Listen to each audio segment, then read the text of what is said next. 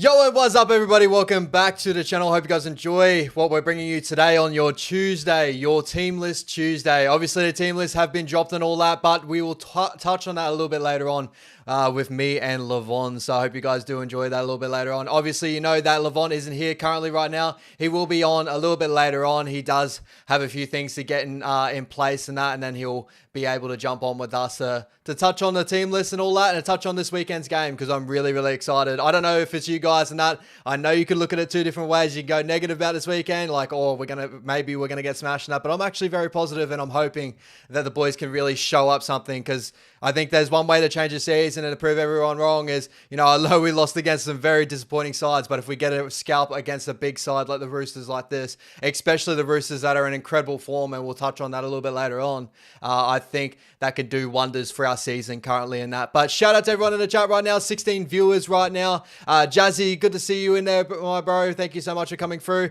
Everyone make sure, jump in the chat and really, you know, bounce off each other here. We're going to talk about a little bit before we're going to go through our team list and stuff like that when Levon comes through. We're just going to go through the game last weekend and all that, and just get our final thoughts out there. You know, see what you guys are thinking overall. But yeah, really, really excited for this weekend coming up. Thank you, Tim Miller, for coming through. Rugby League history. Appreciate you coming through, my bro. Tanya, always good to see you in the chat. And Tahi, bro, thank you so much for coming through. T Miller, the Rooster squad looks lethal, 100%. And we are definitely going to be going through that a little bit later on, especially when Levon comes onto the stream. We'll probably wait for him to come on and we'll bounce with each other and thoughts overall for the team list and that overall. Yeah, it's a very, very strong lineup. And, you know, let's be honest, like, if we're able to pull something out of the hat with this lineup here, you know, who knows? This could definitely change our season around. I know it's a lot more of a hope at the moment because we don't have any history to go off of, especially after the last 3 weeks and that. But I'm hoping the boys can really turn something around here and really get some positivity back into our, you know, community right now.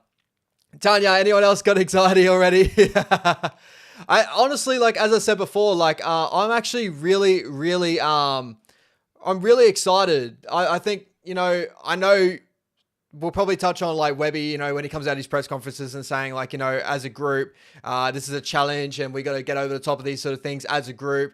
Keep talking about he's excited for the challenge, but, like, these are the games that we should be excited for. I know the Roosters are in incredible form right now, but there is, you know, who knows, there's an opportunity to really change our season right now and get it started right now. And that's what I'm excited for. I'm excited to see if the boys can step up to the plate, because I think, you know, whether the last 3 weeks, I wouldn't say it's complacency, but if there was even any argument to that being us being very complacent, which again, like, you know, we should have got over the top of the Knights. If we're complacent the last 2 weeks, we shouldn't have complacent against the Knights, but I think the Roosters should get the best out of us, especially, you know, how hot they're running currently right now. I'll go through my stats and stuff a little bit later on the Roosters and what they are doing right now, because in form-wise, they are probably the most informed team in the competition, in my opinion. So thank you so much, guys, coming through again. Luke, good to see you in my chat. Only just chatting to you before, my bro. Appreciate you coming through, my man.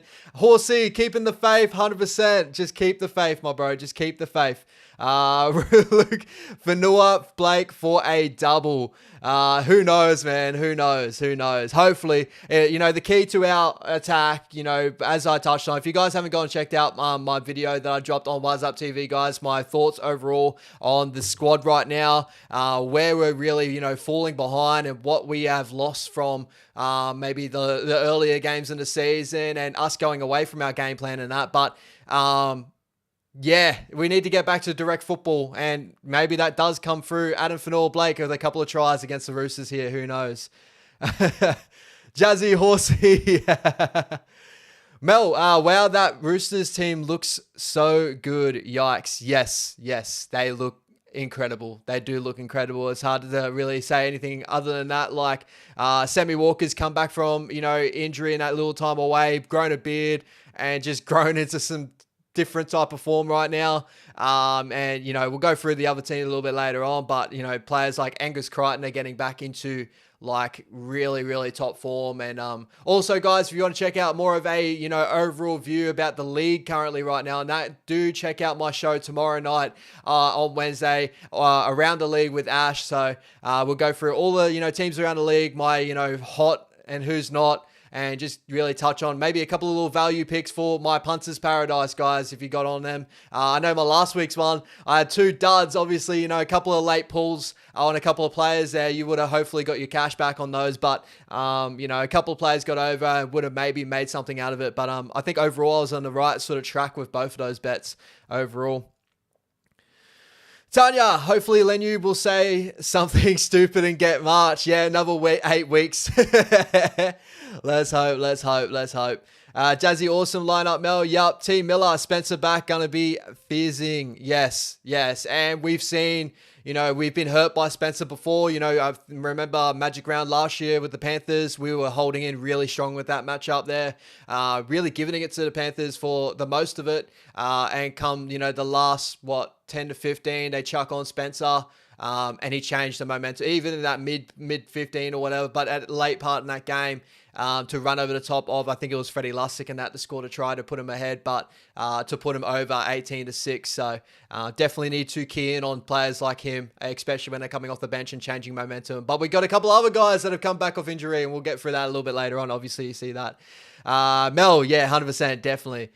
Richard, kia ora, Ash. Hope the boys are ready to pluck some feathers this week. Hopefully pluck a win. I couldn't agree with you more, man. That's why I'm so excited for this weekend coming up. Is like, we could either look at this as, oh man, we're going to get smokes, like, and have no positive view overall. And I can understand that after the last 3 weeks. Or we could look at it as hopefully the boys get up for this and really plan to change our season off a big game like this. We got 2 big games coming up, the Roosters and the Panthers. The big thing against us last year was we weren't able to get over these top teams. We've got an opportunity now, even in really bad form, to show some urgency, show something, show some energy, and hopefully the boys can turn that around a little bit. Tristan, thank you so much for coming through. Tristan Boyd, heading to Allianz on Sunday. Great venue, big game. Let's go, boys. We can do this. 100%, we can. Any team at the moment, rugby league right now, the NRL, it only takes a couple of wins and we look like we're back into some sort of form. But I think the boys just need to show it with a little bit of urgency, intensity. And as I keep saying, if there's any game that these boys should be getting up for, it should be these big games here, like these games that we've circled on a calendar. Hopefully Shawnee is getting more on the training paddock, and that's kind of my little downfall if you haven't checked out my video on that. But I want to see those combinations start to come together instead of us just relying on out the back movement of that right side out the back movement. Start using our edge back rollers, start playing more directs. I think overall, I would really, really enjoy to see that and just see a little bit more urgency. And then hopefully that left side starts coming along and Tamade can get his voice a little bit more and we can start using him, especially with Mitch Barnett being paired up on that side now. And we'll go through that a little bit later on as well. I'm really, really excited for that because Mitch Barnett, I believe is incredible. I feel like we're going to miss him through the middle and I maybe don't like that move for that sort of look, but I also do know that defensively he'll hold down that edge and he will give that urgency on that side. And hopefully that sways Tamade Martin to really play that side a little bit more. Jacko, good to see you coming through, my man. Brody, thank you so much, bro. Waz Rice ID gonna need to be on point with the former Angus down that edge. Yeah, 100%, 100%. The way Angus is playing at the moment, he's playing himself back into a Blues sort of jersey look. And a lot of talk right now on contracts. You know, Angus Crichton looking like that. Maybe the Roosters are going to look at re-signing him, but they also put in their name in the ring for Dave Fafita. So, but it just shows how good a form Angus Crichton is in right now to change that overall view of Angus and for the Roosters to look at maybe offering him another contract. So that's a big one there. Mel, we didn't beat the Roosters last year, right? No, we had 2 games last year against the Roosters. The first one at a core from memory. No, I think it was Sydney at the SCG. Either way, I think that first one was in Sydney anyway. We ended up competing with them, but ended up getting beat, I'm pretty sure. And then the second game was in New Zealand, and that was the wet track that we couldn't score points over them. But I thought we performed really well in that game, just couldn't get over the line, unfortunately, which seems to be a problem this year at the moment too. So who knows? JWH with throat bumpers. Stop it. Jazzy Tristan, I am going to try and get out to the game as well. Yeah, nice. Good to see you, bro. T Miller, if we play our best, definitely a chance. Yeah, good to see a little bit of positivity through here, guys. I really do appreciate that overall. Tristan, Jazzy, yep, 100%. Jacko, we would like a wounded bull caught in a corner. It is ready to fight. Yeah, 100%, Jacko. That's the best way to look at it, is like we need to really get into this weekend and show that we have some urgency in our squad, because I feel like we did. That's what I was hoping for last week with the Knights, and we missed that. And I think we just need to see that. Like, that's all we need to see as fans. Like, I'm hoping we give it a red hot crack and just things start clicking into place. I don't think it's going to be a drastic change over, a couple of weeks and that, but I do believe that hopefully we can continue to grow and maybe hopefully get over the top of the Roosters here. I reckon I'm very excited. I am very excited, guys. Jacko, Barnett moving to the edge, move back to an edge. Yeah, as I said before, we'll go through the team list a little bit later on, but I got a couple other thoughts on that because I know a lot of people are worried about our bench look and all that, but I do think that Webby's going to change some things coming into the game. He's done it pretty much, consistently every week. And then coming into this one, we got a couple of ins off suspension and stuff like that maybe they could look throw up a couple of looks. Even a Jacob Laban to be named at that, 18th man sort of look. I do believe there's a chance that maybe he slots in for a Pompey, but we'll touch on that a little bit later on. Brody Blake, good to see you again, my bro. Hot take, doggies have a better chance against the Panthers than the Wars do against the Roosters this week. Nah, just kidding. Might be a tough week for both of us. Honestly, bro, I'm excited. I'm excited for the challenge. I want to see the boys do it. That's the big thing too, I guess. But I think we have the opportunity to do it. In the competition right now, I believe anyone can beat anybody on their day. It's just you got to turn up on a day. And I think the Roosters are in red hot form right now, but they've showed inability. Like sometimes they showed inconsistencies throughout the last couple of years. They've done this before. Maybe we can put them back into that inconsistency form. So I'm hoping on that a little bit more. Jacko here, yeah, Pompey on the bench again. Yep, we'll touch on that a little bit later on. Didn't Crichton get a double last week? Angus, yeah. He was incredible against the Broncos. They played the Broncos off the park in that one and really showed a lot of weaknesses in the Broncos as well. I thought the Broncos attack looked amazing in moments, but also fell apart due to some injuries and that later on in the game. But the Roosters really held him out well, and I think defensively, they're going to be really up for this game as well. Up the wires, you want to go tit for tat? You put Zion on the field after Lenu. Yeah, that would be an interesting little thought there. Tony T, good to see you back, my man. Appreciate ya. Mate, we're going to come back strong this weekend. We'll play better against a better side. Good change up in the pack. Yeah, definitely. I believe there's some good little changes in there. I feel like I'm a bit more positive now to see like players coming back off injury. I know we lost another one, Kurt Capewell with injury, but it would be really good to see. Obviously, Jazzy coming back into the lineup is a massive tick, especially, we were thinking we're going to be without him till round 13. And I think he definitely helps out cleaning up around our ruck and that. So I'm really, really excited to touch on that a little bit later on when Levon comes on. Jeff Hansen, good to see you, my bro. Hopefully, I'm guessing you say TMM, can fire up. Yeah, 100%, hopefully. Or you mean hopefully the team can fire up. Either way, I hope they do, either way. NP, really nervous considering Roosters high scoring in the last two. This is a game for the Waz to prove we are worthy for the top 4. Let's go. I think this is just a game for us to prove that we are slowly getting back into form. Like, I still have a slight hope for top 4 this year, and I believe that if we get a couple of nice wins here, we can maybe change that view of maybe we can be back in the top 4 sort of look. But I think the overarching view at the moment is we want to be back in the 8 first. So I think we need to take baby steps at a time. I'm still holding out hope for top 4, obviously. I still believe that we got a unit that can do that, especially boys coming back off injury, and with our first, like, our full squad, I reckon we got an opportunity to push for that. But at the moment, it's just not looking that way at the moment, and we just need to be looking at pushing for top 8. And I think this is a great start here to knock off a big team that's in current form right now. And just judging on like performances across the league, like, you know, anything can happen, as I keep saying. And I really do think the boys can be up for this matchup, and we can really take it to a team like these guys, because, you know, I feel like hot and firing, we can give it a go, even though that I keep looking at Roosters team list, guys. Everything that you guys are saying is 100% true. Mr. Ocean, good to see you, bro. Heading to this game this weekend. Loved every minute at Newcastle. Let's get it, boys. Love the positivity, my man. Obviously, in the chat, it looks like Jazzy and Tristan might be going out to the game. You know, if you guys see each other, or if you know each other or anything like that, you know, say hello to each other. Get together as a group, you know, get some positivity around the squad right now, and hopefully the boys get a good win for you down there. Moscow this week. This next month is definitely defining for us.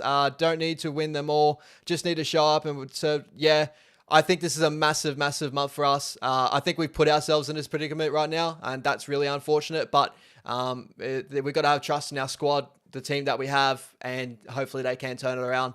This is definitely where we need to show that we can get back into this 8 discussion, and also get back into like some of the top team talks, because we're slowly dwindling away here. Jacka here, don't believe everything an Aussie tells you, Tanya.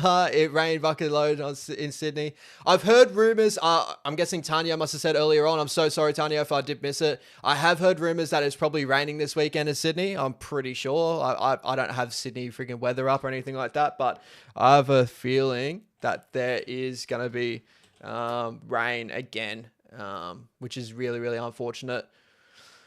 Yeah, let me quickly just check here, guys. Yeah, by the looks of it, there is rain this weekend coming for New South Wales. So, you know what I mean? Like, either way, whether it's dry, whether it's raining, like, we need to start looking like we can play direct, play through a squad, and really just grind a victory out. Whatever way we can get it done, as long as we can get it done and show improvement, that's the biggest thing I think everyone wants to see at the moment. Number 0, thank you so much for coming through. Really appreciate you. Pompey should develop into a second row center hybrid. Would be an ideal bench spot if he was. There was a little bit of talk around Pompey playing second row and all that. I'm not too sure where that development's going to be happening, or, you know, how far it's going to go, because the more he gets named on these bench looks and not getting time in New South Wales Cup to play out that look would probably be detrimental to his development in that sort of look if we're going to look at him as a second rower now. But it's definitely an interesting thought. I still think that we have the forwards and the edge cover to really, like, you know, work around that. And I believe, like, you know, we'll touch on it a little bit later on. We got players on our bench that can cover. For me, like, one big one is, like, obviously Dylan Walker can cover that backline set. So I don't believe that we need to be having a second row / center sitting on the bench, but we'll get to that a little bit later on.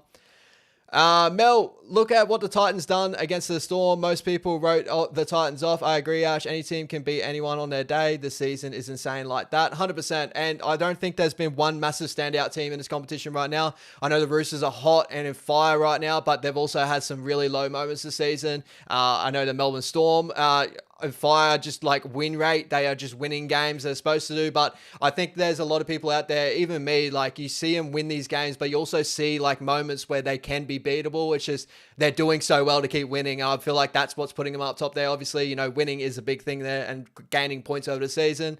Panthers seem to be the one. If you're going to put your money on any team at the moment, like, even though the Panthers haven't been just out the blocks like incredible, they've still been very solid, and going off history, they should be the favorites this season. I think the Broncos have showed some frailties in moments as well, especially, you know, I know we've got Capewell, and Capewell hasn't been very, like, he's been very up and down for us, but I feel like the Broncos had missed someone like Capewell the last couple of weeks, someone to fill in those positions when they have injuries and that. You know, there's a couple of moments like that. They have a lot of errors in their game in moments, like, There's definitely areas in multiple other teams that they can fix up on. And it's not just me saying as a Warriors fan from the bottom of the ladder and all that sort of stuff. Like, it's not just that. But I think if you look across any team in the league at the moment, there is moments where you can definitely say that we can get the upper hand advantage if we play out our game plan to the full effect. And, I think they're going to be a tough team to beat. That's the biggest thing. I think we all understand that. I don't think there's anyone coming into that thinking that they're not going to be, but it's good to see some positivity, and we're going to look into, like, hopefully knocking off one of the big dogs, especially with the form they're coming into this game with. Stat stacking carnivore. I get the feeling that Sean is dominant, so dominant at ball during attack that Tamade gets crumbs.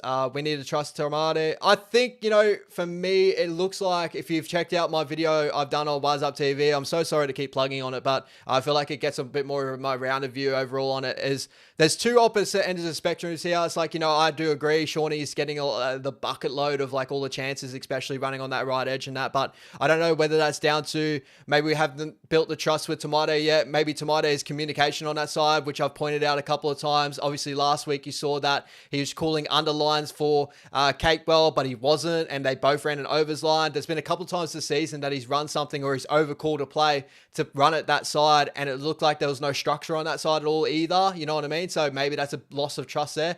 But I do believe if we want to grow as well, like, we need to find some sort of attack down that side as well, which I was praying on more so earlier on the season, of thinking I was going to build overall, but I think we've been hit with injuries at the worst time and that, and our combination has been switched around a lot to where we haven't had the ability to gain a lot in our attack, and we're going back to the motions and we're going through the motions, and I feel like that's what's hurting our team more so than not.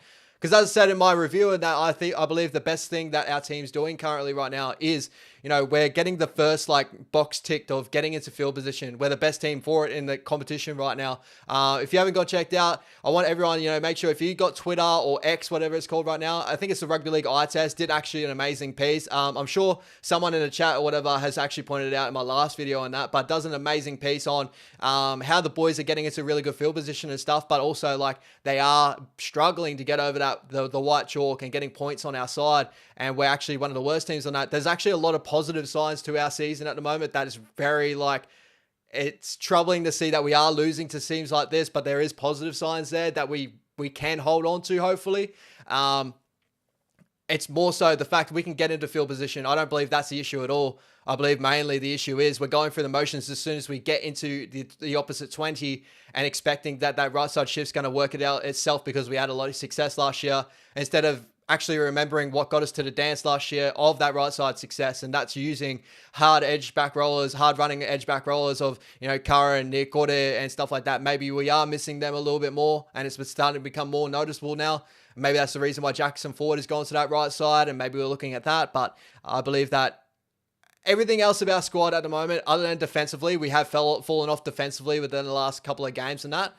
And I believe that we can get back to our good defensive form. But if you're looking in attacking wise, I believe we do everything perfect all the way up till the opposite 20. I know we got errors in our game and penalties and stuff like that, but, sometimes, that happens in football games. But the majority of it, we can put a team into the opposite end and we can attack on that line. We just can't crack over that line. So that's my biggest thing overall.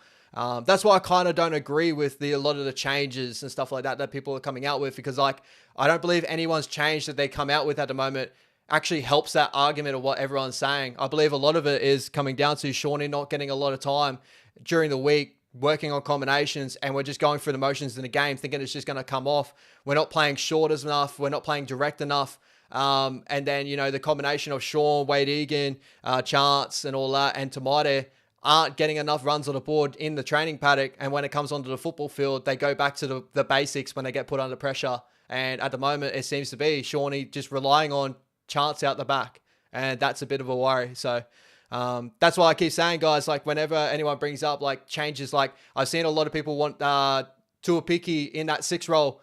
And, like, I don't think you guys would notice, like, Tane defensively wouldn't hold in on that front line defense. It's very similar to a Jaden Campbell of the Titans. The Jaden Campbell wouldn't be looked at that 6 role. I think it's very similar to the reason why the Broncos are very reluctant to put Tristan Saylor or something like that into the 6 role when they're covering, like they're doing halves problems at the moment with Adam Reynolds out, is because of that defensive line. It is a different ball game when you're in that defensive line. Kalen Ponga deal with that as well. You know what I mean? And Kalen Ponga is a bigger body, more experienced body. I don't think Tane's our fix to that problem. And I don't think changing Monty, Roger, I don't think changing Dallin, Berry, I don't think that fixes anything. I honestly do believe this is a spine problem. This is a game plan problem of, you know, people overcalling and really running through the motions on that right side and just relying on that right side. And that's my whole argument to like the whole argument before of RTS at wing. I believe that Monty does the work out of the back end to get us in good field position. He just doesn't get the ball in good position in that opposite 20. And if you put RTS into the wing, everyone wants to see RTS with his hands on the ball more. Yeah, 100%. But you're only going to see it out of the back end as well. As soon as it gets back down to the opposite 20, we're going to have the exact same issue because we have the exact same spine, the exact same 6. We've got the exact same game plan that is not going left. So Roger's not going to get the ball in a finishing position there. It's just not going to happen. So that's my whole thing of like, even if you put Ali on that side, you know, big Ali, if he goes on that center side, I don't believe that he's going to be the attacking threat that you believe he is because he's only going to get a couple of touches a game. Roger does amazingly well to actually attack back in the middle as a center, come off his center, come through the middle and do some work and get us into good field position. And I think that's the big positive in our game. So I just believe that we just need to calm down on thinking changes is where it's going to be happening. I think the overarching changes we do need is Shawnee get back to training. You know, I know it's hard to say. He's dealing with injuries. Maybe he does just need a rest. Maybe we need to bite the bullet and run to Mate Martin and Dylan Walker 1 week or something like that. I know that hurts to say, but if he's not going to build combinations during the week, when it comes to the game time and pressure he gets put under, he's just going through the motions again. And unfortunately, that's just not working for us. And I don't think this is a Sean Johnson issue. I just think that he's too tough for his own good, and he's going to play through these things because he's trusting our season, he trusts in the game plan and that, but he's not running our game plan to full effect, if that makes sense. Like, especially when you look at early parts of the season to where we're at now, early parts of the season, we're playing so much more direct. Like, we're running, you know, off Wado. Wado is getting more chances. Maybe there's more argument too. Wado's not getting a lot of chances at the moment too. So, you know, there's a lot of other issues that we have that don't rely on the back line. Because at the moment, I think the back line does an amazing job to get out of their back end. I know they got a couple of errors in them, but there's a lot of teams in the competition that have their back line have just as many errors, but they don't do as much work as our back line do. And I don't think that changes with any changes anyone's put out there at the moment. So, I've even seen, RTS playing fullback. Look at, like, RTS is going to do exactly what Chance does at fullback. And probably add a bit more of a flary sort of look of with his footwork and stuff like that. But we've seen this. We've seen how that right side became so much more like we became more of a running right side on that side when we go out the back with Rog. And I know that like Chancey is a bit more of the, you know, the sum up the 3-on-2 situation, even though he's not getting space. Roger's not going to get space on that right side if we keep running the set the way we did. We saw was it the Raiders game? I think it was the Raiders game where he played in that fullback position. When we're going through those set plays, Roger was getting ran out that side just as much. So I don't think that's the change at all. I believe that people are forgetting how good Chance is and how good Chance has been. And Chance is still in great form. He had one bad game.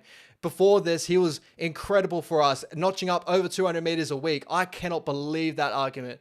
And overall, like, I don't believe Chance is better at center than what Roger is at center. So I don't know why that argument's even get brought up. Overall, like, I don't think the argument right now, I don't think changes are going to help our side. The only thing that's going to help our side right now is the boys getting together and really building combinations and really trusting in the actual game plan and not running this sideways look that we've been running with. Get direct. Use our forwards. They're the most damaging part of our squad. We've got one of the best forward packs, especially with the front boys of Adam Fanor-Blake, Mitch Barnett. You know, those boys that get on the front foot really well. We scored a lot of our tries through the middle as well. So, like, overall, like, your changes of people going to 6, like, we don't have anyone that's going to replace Tamade Martin at the 6 role at the moment. Unless you run a Chuck Dylan Walker there, but there goes our bench rotation again. Like, there's no argument to me right now that's going to say that, yeah, all right, I'll go, yeah, that 100%, that definitely looks like it needs to change, because I don't think there's anyone out there that definitely needs to change. I think we're missing a couple of key men, and I think we're all scrambling to find the fix. And honestly, the only man that is out there that can find the fix is Andrew Webster. And that's my honest opinion, guys. That's my honest opinion. Yeah, Jacko, 100%. Walker is not a 6. 100%. Chanel is what everyone's throwing up at the moment, but I don't think people remember Chanel's not back till round 13. We can't have there's no one else that's going to be able to play 6 at a click of what Tomato Martin has the skill set to do at the moment at our club. Ben Farr, I don't even think is in our top 30 right now. We don't have anyone else that's going to really change to a picky everyone's calling out for. As I said before, defensively, he's not going to hold up on that side, which defensively, our left side's actually been very strong at the moment with Tomato Martin in there. So I don't think he's going to help the threat on the outside. I've seen Roger to 6, and I think that is the most craziest thought I've ever heard anyone say. When have you ever looked at Roger and goes, he's going to be a 6. He's going to be a great 6.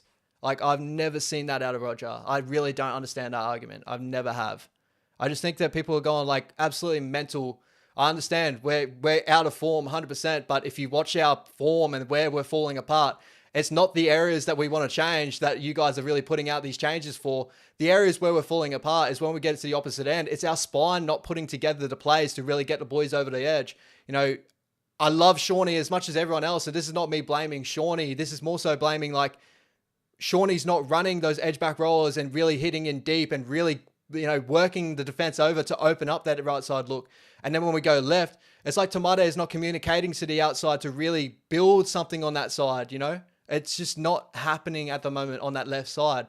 So the more you want to change that left side, is what it is. You can change RTS and all that. They're still not going to get the ball in good field position on that side. They're going to still be doing exactly the shit work that they're doing right now. I don't see that change. I really don't. Jacko here, going to stick with Tomato at 6, but Tuapiki should play 6 in cup for a game or two, see how he goes. If you actually want to see, like, Tuapiki's had some good opportunities to play 6. He played it in the Kiwi A squad, and I thought he's versatility enough to play 6, but consistently at first grade, he is not a 6 in first grade. He is a good fullback, a really good fullback. And you're going to chuck a second year fullback in that 6 role to fix our problems over more of an experienced piece that is slightly out of form at the moment, or definitely out of form at the moment. I won't disagree there. He's definitely out of form at the moment. If you're going to look at any other fixes, like the main one I want is like obviously Chanel or Metcalf back, but they're both injured. You know what I mean? Like that's the position we're in, guys, unfortunately. Changes will make it worse, Tahi. Yeah, 100%, bro. 100%. Give Rocco a break, bring Ali in. There's maybe a little bit of food for thought there, but also I'd say that Rocco was one of our standout players early on in the season. I feel like a lot of what's happening on that right side now, where it's very stagnant, we're not using Rocco to full effect. He's been hitting those amazing lead lines there too that just aren't getting used at the moment. As I keep saying, like I keep touching on, and I know you commented this on X, Todd. I appreciate you coming through. If you go check out my YouTube channel on that, on Wise Up TV, and go check out my video on that, is a lot of our problem on that right side is we're going way too sideways, and a lot of our time we cut off that space for chance because we aren't opening up that defense to give that look to happen. When we started the season, the Rabbits game is a big one. I know it's a bit more of a flat track, if you want to call it that, because the Rabbits aren't good, right? But we showed our attacking potential on that side, especially with running our edge back rolls hard and really eating in on Dylan Walker and Jack Whiten. And then we ran Rocco Berry on a mad lead line, bang, hit him short. That's what Rocco's good for. And we're not using like that at the moment. We aren't. We're going sideways. The amount of times I saw on the weekend against Newcastle, Shawnee just out the back and Chance cutting off all the space on the outside. And Braden Best was just covering him and just going, where are you going to go, bro? Like, you're going out. That's the biggest thing. Horsey Monty Beethan said it's small fixes and the boys are keen for this weekend. Yeah, good to see. I just want to see the boys go out there and perform. I totally agree with Monty. I do believe that it is small fixes. I think everyone in rugby league community do believe that is actually small fixes to really help our problems here.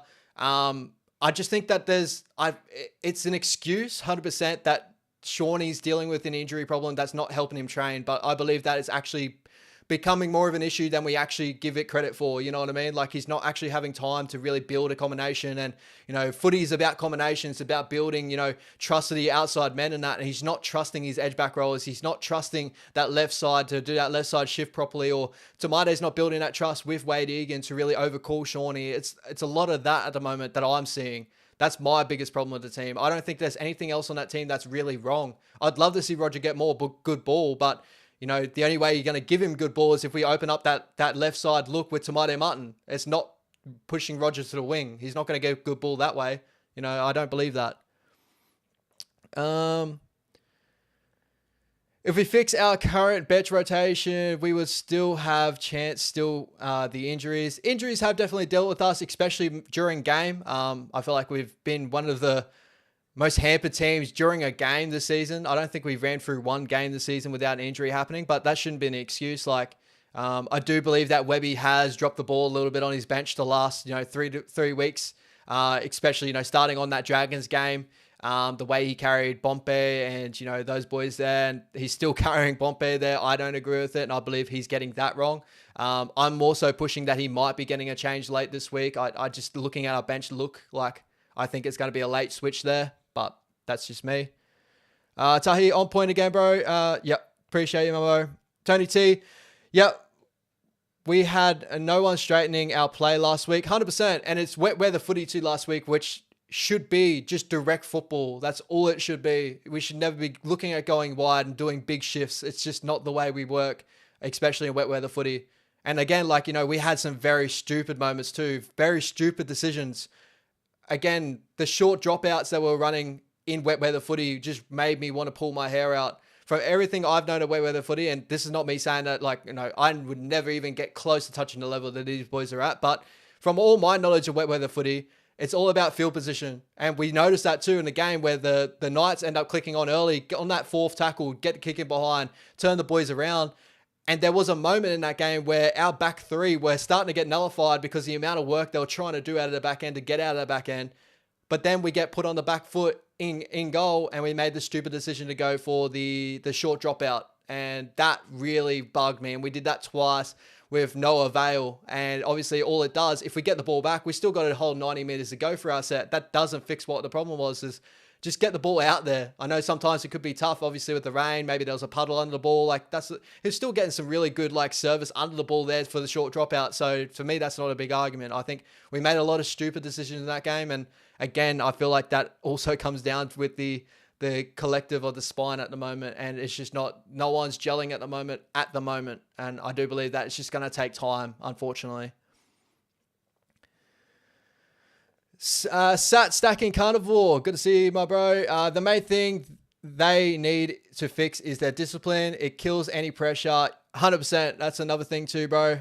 Those are the little fixes I think everyone's just wanting to see as well. If you look at the stats, we are actually one of the better teams for, conceding penalties and stuff like that. We actually concede one of the least amount of penalties in the competition, which is actually crazy. But I think it's more of the fact of the places we concede our penalties, especially with the game plan that we run. We can't be conceding penalties of letting teams out of their back end. That's really how our game plan is supposed to work. I feel like that's what hampers the team at the moment. We do a lot of work on trying to hold the team down the other end, and then letting off penalties like that. It's just going to put more pressure on the boys, definitely in the back end. Tanya, Gossi, and Mauin. I don't believe in Gossi. It's not that I don't love Gossi. I think Gossi is incredible, but I think he still needs time to get back into form. Gossi hasn't been playing that well in Cup at the moment. And I think, Jacko, he's pointed that out as well. Unfortunately, Gossi's been okay. He was okay last week, but he's still just not there yet. And if you want to fix the problem of errors and stuff like that, unfortunately, he's not really the issue. But Ma'u is definitely one that we could hopefully look at. Laban, I'm hoping, is the late switch because we don't have any other edge cover on the bench, but we'll touch on that a little bit later on. Tahi, bro, good to see a lot of teams are catching up with injuries and not the teams against. That's another thing, we're coming up against a Roosters team that are getting flooded back with all their injuries, and the suspensions coming back, Spencer Linu coming back and all that. Daniel Tupu coming back, they're just getting all their big boys back. It's crazy. What's going on? Thoughts on Egan playing 80, especially when he's getting peppered in the middle? Yeah, I think that's the position we've been put in, obviously with no Lussick. We hadn't had Paulie Roach there as well. I think he was injured for the last couple of weeks and stuff. So we haven't had any other cover there other than maybe running Dylan Walker there. And we've seen last year, we didn't really like Dylan Walker at that 9 position in our opinion overall. But yeah, I think that I'd love to see maybe Lussick. We'll touch on it a little bit later on, but Lussick maybe finding a way into that bench and really helping out Wade Egan and opening up Egan to maybe more of a 60-minute role and get a really good explosive 60 because he is becoming more of a defensive hooker at the moment instead of his attacking ability, which is what he's more known for. Like he's getting through about 50 tackles a game on average at the moment, and teams are really keying in on him. So definitely need to work on those sort of things. And just lastly, a couple of more guys before I bring Levon on. He is waiting so patiently right there in the backstage. Appreciate you, my bro. Philip, do you think Roger RTS could play right edge back rower? The opposition would not set. Honestly, my bro, like before I end that, like I don't think that's anywhere close to being an option. I really don't. Like honestly, guys, like yeah, that. Like, I appreciate you, my bro. I appreciate you having these thoughts and stuff like that, but I don't think we're in a position right now to think that we're going to change a guy that's only just learning how to play center into just learning how to play edge back rower. That's not going to help our left side attack. Honestly, our left side attack only gets help from our spine. That's the only thing. And Levon James, Freddie back this week. Does he get a call up or swap him for Pompey? Listen, bro, let's touch on that very, very shortly. Levon, I see you in there, brother. Yo, big up everybody. What's your thoughts?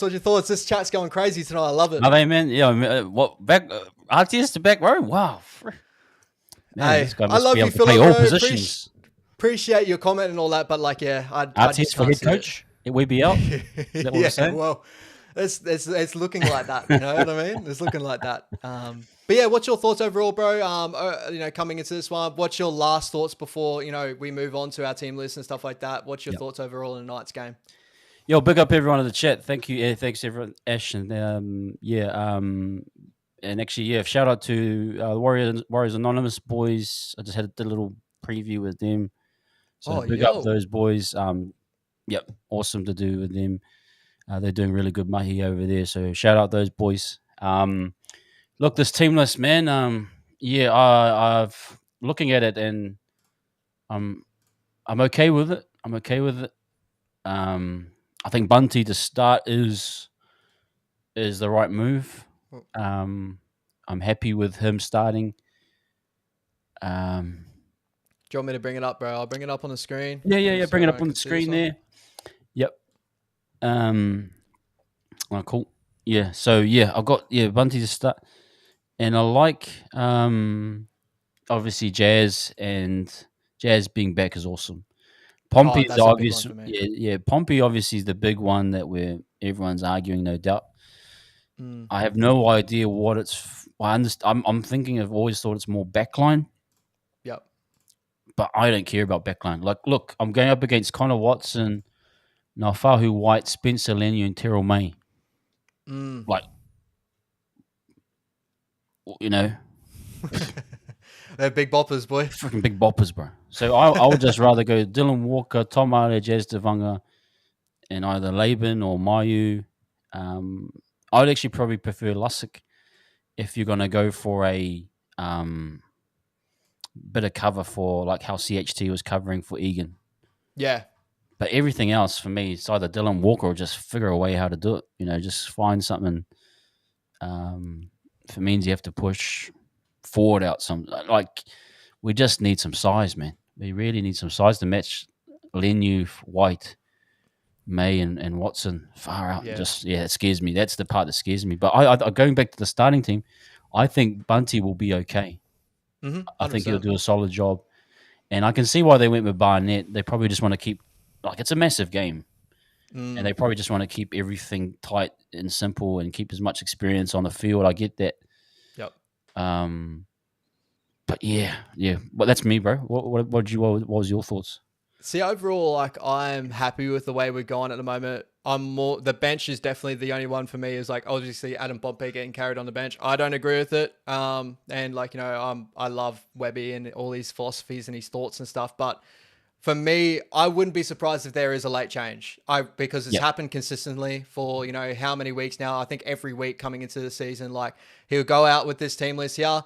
Me seeing that Jacob Laban's 18th man, I see Adam Pompey's better coverage as an 18th man, in my opinion. So Yeah, I yeah. would see maybe a late switch of Laban coming in. Good point. Or the big one is Freddie Lussick too. Like Freddie Lussick coming off suspension. The only worry for me with that is our bench does look a little bit small. Like it has, Freddie Lussick covering in that 9 position. Dylan Walker and Jazzy, they'll do a job in the middle, but they are smaller bodies in the middle. Like I believe they'll do a job, but if we carried like a Mai'u or a Laban, it's a bit more size coming off the bench. It just gives that bit more presence. Yeah. But yeah, for me, I think the late change would be Pompey out, Freddie Lussick, if I'm going to bank on anything. I think Lussick will come in because of the amount of work that Wade Egan's getting through, and he's getting knocked around a little He's bit. getting knocked around a bit. I think surely Webby is seeing that. I honestly do think there's going to be a late change, guys. And that's why I think, I love going onto the Instagram comment section and seeing everyone's thoughts and stuff like that. And everyone's just like, oh my God, what's happening? It's like, just wait until 24 hours before the game. I'm sure there's going to be a good sure Pompey won't be there. I have to believe that he's not going to be there. I'd have to. Yeah. It could be wrong, though. If I'm wrong, then, bro, like, maybe there's some really big talk around Webby at the moment and his bench rotations, and maybe he's starting to get it really wrong. And that becomes more of a question. Remember when Kearney used to do this, but he'd have a riff with someone in the team, and like you look at the Sixers, like, what's happening? And then you find out that he's had problems with so and so. I'm like, man, and I know it's not that case with Webby, but you're seeing Pompey come in, and I'm like, what the heck's happening? But the only other thing I could ever tie it down to was experience. But I think we're covering a lot of experience on the bench currently right now, so that can't really hold up. I believe that carrying one young buck on there wouldn't hurt. Like, especially with the big bench we had. Before that Dragons game, I think there was more validity to us carrying Pompey there for experience because we were running Paulie Roach, looking at Zion coming in that weekend, and Jacob Laban. Like, that was a very inexperienced bench. We had a first gamer, second gamer. You know what I mean? Like, it just looked like we needed some experience on our team. But this week, we have experience. We got players back. Jazzy's come back, which should free up that ability now of like, okay, we can carry maybe a young buck there, or we can run with a Freddie Lussick there. And I feel like that's the way we're going to look at doing. I think the challenge is, because you have 8 interchanges, right? So say if you did a double interchange, right? You go, that's 2 for AFP and Barnett, and then it's another 2 to bring them back off. So that's 4. So you've only got 3 left. If you do 1 for Dylan Walker and Tohu, and then 1 for Tohu back on, that's 6. I think Webby's trying to keep 1 interchange in the chamber for any type of injury. I can see that because it's 8 is not much, but like he's been pushing. I think he's been pushing. I haven't tracked the interchanges, but from what I'm imagining, it's like he's been trying to do 1 or 2. Like he's do the first one at the 20-minute, bring Barnett off, and then he'll try to do a late one around the 30-minute to bring off either.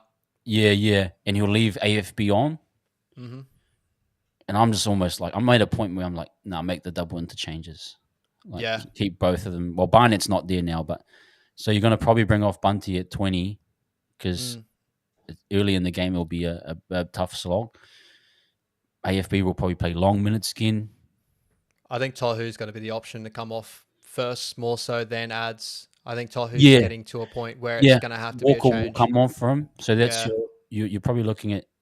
I think Webby's trying to backload a lot of the interchanges, but it's just pushing. Yeah, it's pushing guys to the brink a little bit for me. Like if I was, because like the biggest thing here too, guys. Like obviously we're not NRL head coaches. We're not with the boys. We don't understand the real cues of everything, and that's throughout everything overall. But if I was to pick my preferred bench right now with everything that's going on, like it would be Dylan Walker, Tom Ale, Jazzy Tavanga, and probably a Zion Mai'u. That's going to be a bit more energy of that front row position if Ads is going to have to come off. Like Jazzy will change the momentum defensively and stuff, but like I would love to see maybe a bigger body do that as well. Or run, like a Jacob Laban, just so we could late switch maybe Barnett to the front row position, run Laban out there. Because Barnett, for me, I prefer him more so now in that front row position just because he's got that freedom just to change the game defensively in that. But I think with the position we've been put in currently with injuries, like he's going to have to probably play an 80-minute role on that edge. So I probably won't see that either. So I think the biggest thing overall is, it's either Freddie or do we run like a Maeu? Well, I'm just thinking, when have teams been kind of dominating? Like, this is a massive forward pack. We just need to counteract a lot of what they're going to try and do. Like, Spencer Linyu just scares me. I'm not sure. He's eaten us before. And he's just come back from his suspensions, probably, has he? Mm-hmm. Yeah. So, great timing. Terrell May is on a tear. He's a great player. Fahu White is all like, we just need something to deal with that bombardment of energy. Yeah, we need a little bit more size, and I just bank on Walker to cover most of that stuff. Even Tahi's saying in the chat, Jazz can cover. Like, if we need it, like, just that's the other option. Is that if you need to take Egan off, you could just let Jazz run for a little bit.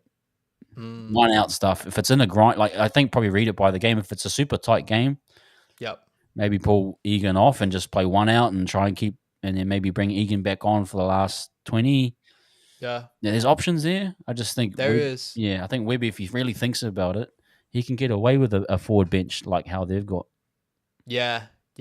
I think, like, but when you got someone like Dylan Walker, it opens up those options incredibly. And, like, I think from the start of the season, we're starting to see that Webby is now more so looking at Walker not as that, I want to put you on a 6. I don't want to put you at a center. Yeah. I want you to be that middle, like that energy for the middle. Because, like, obviously Jazzy was either dealing with injury and stuff like that, who's the other guy that usually is that spark for the middle and brings up the foot speed for the middle. So we're running him more so as that middle guy, and we're taking away what makes him special as well, is that if anything goes wrong, Dylan Walker can cover that, and to trust that everyone else on that bench can do a rotation overall. But yeah, these are all just, off the top of the head, like, as I said, in my opinion, like, if we were to run this bench here and drop Pompey out, I would love to have a bigger body there too, just to really withdraw, especially when Spencer comes on. Put someone on there that's wanting to test him, you know what I mean? Wants to go at him. That's a big thing. How important in the list of priorities is giving Egan a break for you? Are we at a crisis level that he needs his own interchange with the Lussick? Or you think that's not the problem? We can get away with him. We need another forward. Where are you at with that? I'm thinking it's starting to come close to where we do need to have a double hooker look, because the amount of times the last 3 games now we've been running with Egan, that's been getting up to about 50, 55, 54 tackles a game there. He's considerably dropping off now on his attacking load. Like, he's not working with the markers as much as what he used to. And a lot of that could be also, maybe we're not getting the speed of the play the ball and all that, 100%. But I also do think that he's doing a lot of work defensively, which is a struggle now to get back into the line. And really, there was a moment, I think, wasn't it a moment in a Knights game where Egan couldn't get back in that ruck to really work ourselves out of our back end. We had, I think Mitch Barnett played hooker for the first 3 tackles to get us in the field position. He got back on the Egan 4th tackle. There was a moment like that. So those are sort of signs that say to me, like, teams that maybe not, how you keyed on to Tommy Turbo targeting him in attack, like, holding in the line. Teams are also maybe figuring out to target him in defense and really go at him, because that limits him in attack. So that fresh legs of a Freddie Lussick and that, maybe there's more validity to the argument of carrying a 2-hooker rotation. So that's maybe another argument to why Freddie might get pushed into this lineup this weekend. I honestly think at some point they may look at doing Lussick starting. I think there's validity to it. Like, there has to be at some. I think the problem with Egan, like, he probably could have gone off for an HIA. He could. Like, he tried it. When these guys get knocked out and they're like, I'm up. It's like your parents trying to wake there the perfect time, your dad's bro. about to wake you up and give you a whack if you don't wake up. Yeah, I'm up, Dad. I'm up. No, I'm ready to go to school. Yeah, I'm up. He did the ones that's like, hold something else other than your head. So hold the shoulder, hold the bag. No. I think there is a lot of validity to that argument now. And, like, I know to start the season, like, Freddie's definitely not our preferred 9. I think Freddie can grow into a good 9. I'd never think that Freddie will grow into an amazing 9. Yep. But maybe he's a good enough 9 to maybe bust out that first 20, 30, let the sting come out of the game a little bit, and then run Egan off the bench and that speed up that ruck. It's whether Egan also has the, I'm not going to say ego or whatever, but to be that guy to come off the bench now, you know what I mean, too, instead of being, I'm that starting nine, too. Like, Freddie's going to take this step over him. And really, I think that's Webby needs to start looking at that now and have some questions and be like, hey, Wado, this is for your future. I want you here. It's just about winning, bro. Freddie needs to start it off. Let's be honest, like, a lot of us were talking about 2024. This may be the last year for this specific team. Yep. Like, we're gonna make some moves, bro. Like, we want to get into finals. I don't think it's a complete write-off. We just gotta start. Oh, no way. Yeah. The pressure's starting to build up, and I ultimately think at some point we are going to go to our development guys. There's gonna be a period we're gonna have to sort of. I think the move of JF. Sorry, guys, I'm talking a little bit future on, but I'm just sort of pointing out there is some needs to make some calls to jumpstart. And I said we wouldn't be able to jumpstart, but it feels like we need to kind of get things going. If you're messing with egos, who cares, bro? Let's just get ourselves playing well. And if it works, like, you just have to accept it. If you're not an 80-minute guy, do the right thing by the team. I think they're all like that. I'm just thinking Webby's like trying to. I think Webby's like trying his best to keep this thing together until he's gonna, like, okay, it's go time. But it feels like for us fans, it's like right now. I just feel like it does honestly have a feeling that he's trying to ride something out until something happens and something comes back and really sparks us again. Like, he's just riding these wheels and he's hoping it gets us to a petrol station. You know what I mean? You got like a car and you're on, like, the engine lights on, like, warning, and you're just testing it out a little bit. And you're just like, I just need to get to a petrol station, but hopefully I pick up a couple of wins in there and it doesn't look as bad. Like, I just have a feeling something's like, I keep going back to Shawnee carrying this injury, coming into every week, not training with the team. I feel like it feels last year we would have just rest Shawnee, but we don't have the ability to do that at the moment. So we're just riding these wheels until something happens, and we're playing a little bit of a risky game there because, like, our cohesion is not coming together because we're not training together as a proper spine. But also when we come out to the weekend and that, it's just we're playing like we're hopefully hoping to get something out of the matchup instead of really dominating the matchup. Like, as I keep saying, like, out of our back end, we get into great field position and that, but then we go through the motions as soon as we get into attacking football. It's like we've done all the hard work. The boys just think, okay, things are just going to happen now instead of just continuing to do the hard work, if that makes sense. So hopefully that's not the case, but yeah, it just feels like that a little bit. Yeah, no, it does. Yeah, this is always a tough point, though. I think I saw someone saying in the chat, like, Jack is saying, they might be riding it till the bye round. I think if we remember going into round 11, we were so gassed. We had our sponsor calling out the refs. Like, it was like really quite similar to what it is right now. But yeah, I think after the bye, you make some really big calls. And just egos have to be put in check, bro. So I was like, my whole thing, bro, is like, at the moment, I want to see us, get to a point where maybe we can scalp maybe one of these games coming into the bye, right? Like, that would be really good. But I want to see improvement out of the squad overall and just see, like, they're working on the things that we want to see, right? But my whole thing is, like, our best part of the draw, and we said it from the start of the season, is that mid to late part of the season. That's our best draw. Like, their run into finals is like one of the best run into finals out of every team in a competition. So we have a very similar look to what we had last year. So we need to start clicking at around the right time as well. But I feel like the thing that's holding me back a little bit now to have reservations is we're now getting to the part where last year even though we're losing in moments, but we still look like we had like some sort of like overarching like combinations coming together, like things are happening, and then Metcalf came in, bang, a spark happened. You know what I mean? That's what it felt like last year. This time, I don't think there's going to be that spark unless Chanel's that spark that we're hoping for, and I don't know if Chanel can be that guy. Yeah, and that's why I said you can't jump. I don't think you can jump start the season. I mean, you can't. You got to have to fight for each win. Yeah. And last week was a perfect example. Actually, bro, I watched the tape a bit more, and I think you're bang on. Like, your analysis of the game. It wasn't that bad of a performance comparatively, and I know we're take out we're a top 4 team, take out all that stuff right now. The guys didn't actually do too bad. The goal line tech was I've looked at that. That was really poor, but we actually missed a few opportunities. 100%. We missed the Dallin try and the second try. and then the Jackson Ford potentially could have scored from the chase down, the kick. There were opportunities, like there was different opportunities, and we were on top. So yeah, I think that obviously you watch it again and you kind of just without the emotions, without your emotion, and you obviously know the result and stuff. So, but yeah, I took a little bit away. Like the team isn't a bad team. Let's get that straight. It's not a bad team. No, it's just a team that's not. It's still doing things good, but it's not doing them great. It's not doing the things that it's really known for. And but for me, we've got to get some speed around the play of the ball. I think we like, if you think about our guys like CNK and Tamaiti, especially, how good were they against the Rabbitohs? Against the quicker play of the ball, they were able to get in support really well. Like, it looked great, and obviously we know how the Rabbitohs are going, but we need something to spark the forward pack a bit to get those quick play, to get Egan activated again. I heard them. The guys always talk about in interviews, they're a cues team, so they take cues. Yeah. And if the cues are there, they activate and they all know what to do. But if the cues aren't there, it's So I think those cues from the ruck we're missing that right now.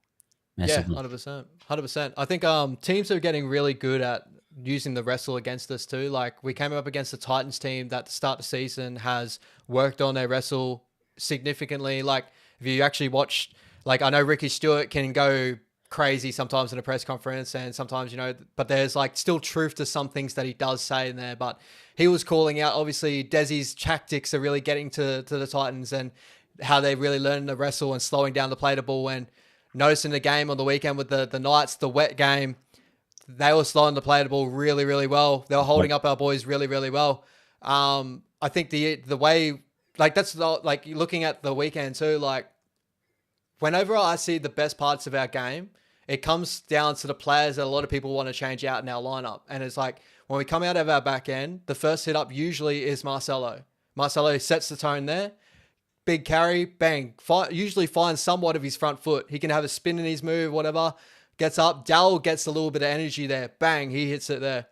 Then you see Chance go, yep, this is me. Third tackle. I'm on top of it. Bang. RTS goes, all right, sweet. Fourth tackle. Bang. The boys are already in the 50 to 60. And that's where it needs to carry over, right? Yeah. That's the best part of our football game. And that's a lot of football, right? A lot of our worst parts is where the spine are really coming into the fruition in those attacking positions and in those 20s. And they're not building the cohesion and the trust with using their edge back rollers properly and building the looks. Like, they're playing the game plan, but they aren't, if that makes sense. That's why I keep saying, it's like, the game plan's good. Everything about everything going on is good. It's just the boys aren't playing it to the full effect of it. Like, we do everything good other than to that 20. Defensively is a whole different argument. I'd love to see us still pick up on that. But attacking wise, I've been saying it throughout this whole season. Our game plan's there. It's just we need to trust in our spine a little bit more. We need to trust in Tamaiti a little bit more. Maybe give him a little bit more of a rein. He probably needs to communicate more. There's validity to that argument as well. Overall, that's just like my thoughts overall on it is we are good all the way up to a point, and then that's where you're starting to see the cracks of maybe not training with the boys and building the combinations and those little things that put us over the edge and that will score us tries. Like the little things of, like, you watch the Roosters, where you see the combinations get put together, flick passes getting put left to right and center, boys are catching the ball. That all comes from them just those reps 1,000 times together in training. That's why the Broncos are so good when they have Reece out back, is Reece can throw those cutout balls, bang, bang, bang, just because he knows that connection's there. He's done it 50 million times. When you're not doing it at training, you're not confident to do those sort of things. So Shawnee's going to go back to old reliable, which is out the back to Chance. Yeah. Out back to Chance. That's old reliable to him, and that's a worry. And I've got to give credit to Weeby. He's trained us out of very loose play. And actually, if you look at our current form, we need to sharpen everything up and build those reps and combinations, because we're struggling to defend errors at the moment.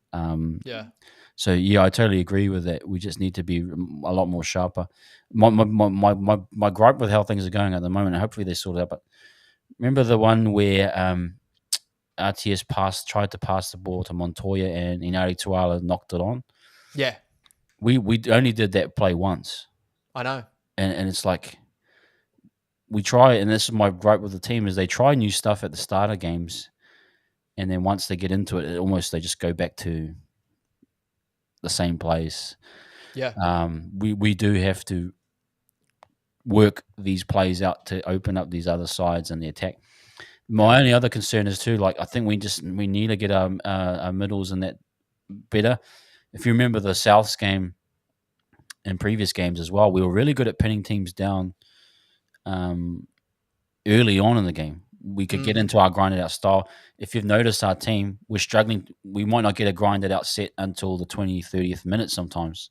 Yeah. A really strong set where that we keep them in their 30. And that for me is a little bit of a concern. It doesn't mean that the game plan can't work. It just means the boys and you talked about tackle tech. They're slowing our play the balls down for sure. And when I'm watching the tape, ours are taking it forever to get up. Yeah. And it's not like it shouldn't be 6 again all the time. It's that's laboured. Whereas theirs is very sharp. Like we're tackling, but we're not locking it up, like fully. Yeah. So those are some of the things I'm really thinking about. But yeah, hopefully we can kind of sort these things out. 100%, man. Like I think it's a couple of little things. I think that Webby has tinkered a little bit with a lot of people not seeing it. Like I do believe that we've had strong starts to start the season, so maybe he's told the boys to just ease into the game a little bit easier, so those first 30 aren't that explosiveness of holding a team down the end. And like you've seen, obviously, as you said, that Knights game, it did feel like the Knights were getting a lot of good traction early on in that game, and I was like, okay, maybe the boys are backloading the energy a little bit more. Maybe there's a little bit of over tinkering there as well. Like I believe there's tinkering in behind the scenes that people don't notice that could become over tinkering as well. You know what I mean? Yeah. Like I believe that there's times where this team goes really, really well, and we've seen it in every contest this year. But then there's times where we fall completely off the pace, and that's the moments we need to change, because I think that's just energy. And for me, that was the most worrying sign out of that Knights game, is it felt like we lost our energy. There was moments in that Titans game where I was like, we're on, like everything's happening, especially late in the game, trying to come back. That Knights game, even when we were trying to like click it over again, it felt like that loss of energy. I don't know if it was just the wet weather footy. I don't know what it was there, but it just looked something I was so frustrated at. And it was the first time I've been completely frustrated throughout this whole season. You know what I mean? No, there's definitely the team. I think when you do get second year syndrome, I think, and especially in a system like this, where it is, and let's be honest, it is a lot of the same thing a lot of the time. It works, it's proven to work, but it is difficult. Especially look at the back rowers, the amount of tackles they have to do. The energy it takes out of Egan to be able to play this type of style. And that's where my thing with is that you have to use these young guys to take some of the energy out of the older guys. I totally agree with you, brother. The other thing I was thinking about Tamari a little bit, I was thinking he just needs maybe 1 or 2 tackles where he just goes at the line himself.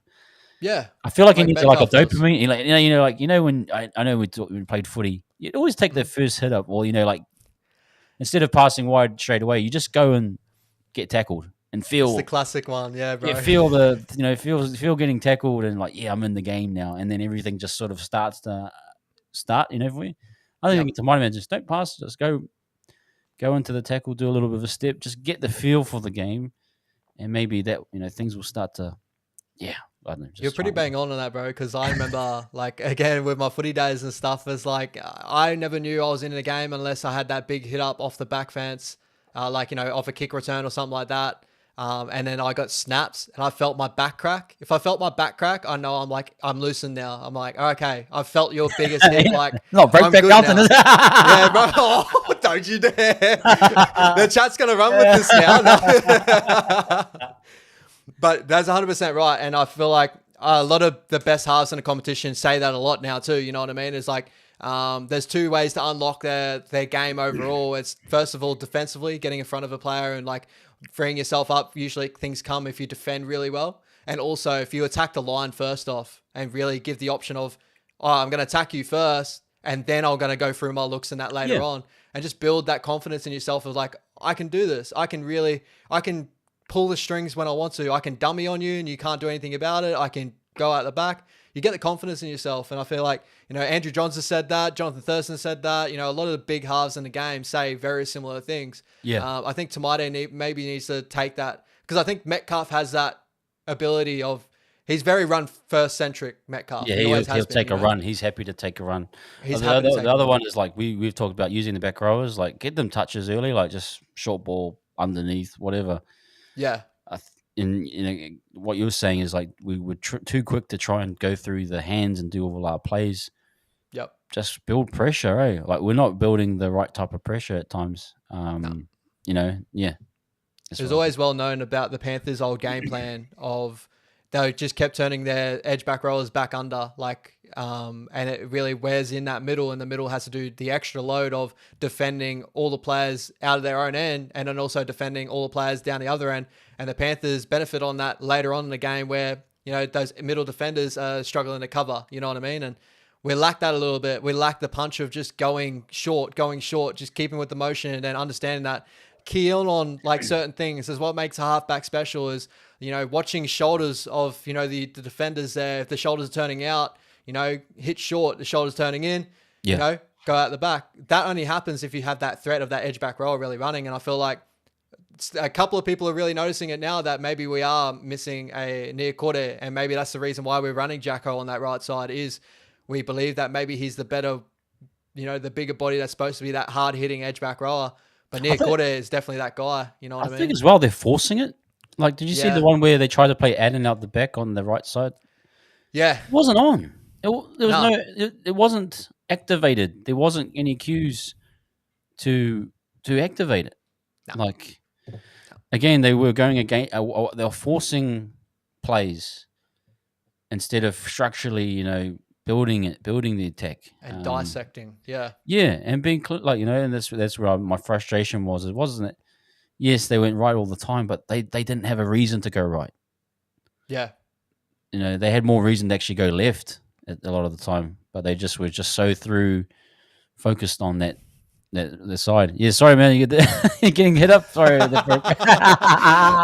just seen. I was like, I'm trying not to look. Big up everyone in the chat, man. But it's 100% right, bro.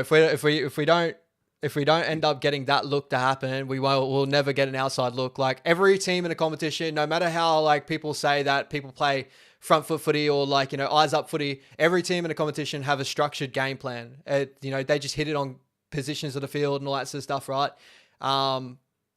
They earn the right to play football out the back, and we just haven't earned the right there yet. Like if we're gonna go right, if we're gonna go left, we got to earn the right to do that first. Like, hit short, create those looks. Like, that was the best part of our season, late last season with Shawnee. That Sharks game where everyone was noticing the double lead, the late Sharks game. Yep. That was when everyone sort of picked up like, this double lead thing is hectic. And now every team's trying to run it at the moment. Yeah, Roosters did it. Yeah. Yeah, the way Shawnee worked that game I think his first lead was the short ball. The second one he did across the face to Berry, and then the next one out the back to Chauncey. He was keying in on the defenses there. This is what I mean with him not at training and that. It legit looks like he's not keying in on those things. He's just going out the back, and that's a worry for such an experienced campaigner as well. And it's like, I'm hoping this injury is not hampering him and going through the motions. That's what I'm like. That's my whole argument to everything that everyone wants changes. Is like, I don't think the change is going to help. Our main player right now, Shawnee, is going through the motions, and that's our key to our attack. You know what I mean? And that's like, let's be honest, people. Before last year, that was. I think Sean is when he gets frustrated, it can get a bit like this. Yeah, no doubt there is a bit of frustration, whether it's his injury or guys aren't performing around him.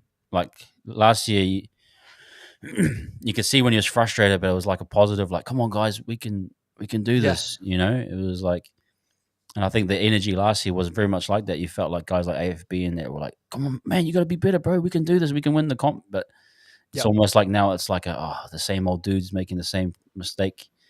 Yeah, it's a little bit of that. Yeah, like, oh man, this guy's still, and I think that's where we're not. I'm just looking. I'm just watching how much attack they did in the right, and I'm like, you guys aren't even thinking anymore. You're not in sync with each other. You're not. That's a concern because I don't want that Sean to come back. We all know that Sean. It's not a happy Sean. No. We want the Sean that's like, positive. But yeah, I think they just honestly, before we get to a review, but it's what I've been thinking about is like they just need to block out everything top four, block out all the noise, and just really focus in on this game. Yep. And winning this game. Like, yep. I think maybe more of that stuff might have got to the head. They're probably wondering, why isn't this working? There's all those doubts and questions. Just block out all the noise while you're in Sydney this week and just really focus in. Yeah. On your prep, on everything that you need to do, and just focus on winning this one game. I don't even think about the future. Yep. That's for us fans to debate, but for them, I would just be, and that's where I'm trying to kind of reset the whole thing. And that kind of needs like to be either trimmed back or just like refocus. Like, okay, what are we doing? Why are we doing this? Yep. Let's get everyone back on the same page. But yeah, I think you're 100% right, bro. And overall, like, I think we need to earn the belief. We can't just walk into a season with the belief. And, that Sharks game last year, there's well noted that we earned the belief in that night. The first Sharks game, Shawnee's been saying about that was the moment where he looked at everyone around the group and said, we can do this. I don't think we've had that result yet, or like a hard game that we've been pushed to the brink and we got over the edge. I think the Manly game was the closest thing to that. And I feel like if the Manly game went our way and we end up getting that field goal at the end, maybe that could have changed everything around a little bit. You know what I mean? That seems to be the pivotal part at the moment. I think when we got to the big moments of that game, we crumbled a little bit, and maybe that was a little bit, everyone's looking around a little bit. You know what I mean? Yeah. If this is the game here, maybe this goes down to the wire. The boys pull it out late. And then, Shawnee gets back on the mic again. He's like, I looked around everyone. We pulled it out. We done it. And then we earned the belief of like, this team's got something. And then we can grow off that. And that's when the energy builds. You know what I mean? I think we've lost that a little bit. And we're scrambling to get it back. That's the big thing. Yeah. Yep. All right, my bro. So you want to move on to the combined 17, my brother? Yeah, I don't really want to. Yeah, let's do it. This could be the first time that it gets. Oh man, I was going to look before this. I'm like, oh nah, I don't want to do this. As we know, guys, as me and Levon have touched on with most of our shows and that, I think the best way I can really explain it to us doing our combined 17s and stuff is honestly, we're trying to build the best team possible with our lineups here. So we're playing left winger on left winger, not the matchup left on right. We're playing like, who's the best left winger out of these two teams here, if that makes sense. We're trying to make the best team possible with the two teams we're giving us. And I think that's the reason why Levon's sitting here and going, oh no, here we go. Is this going to be the first week we go non-Warriors centric? Who knows? We'll see how we go. All right, might as well start off, man. It's a big matchup here. Obviously, we got New South Wales captain, Australia captain, James Tedesco versus the Kiwi, almost Golden Boot winner in the Pacific Championship, Charles Nicoll-Klokstad. What's your thoughts overall? Who do you kind of rate more so out of both these boys? Both got a high work rate sort of game in that, but where do you sway more so at the moment? It's Tedesco. I've watched a bit of the Brisbane game, and he's really fit at the moment. He looks like he's almost had a really good off season, and he's in shape. He's just on a tear right now, and yeah, I definitely got to go him. Despite Chan's doing well, I think Tedesco looks better. Obviously in a better team on current form, but he's having a big impact still.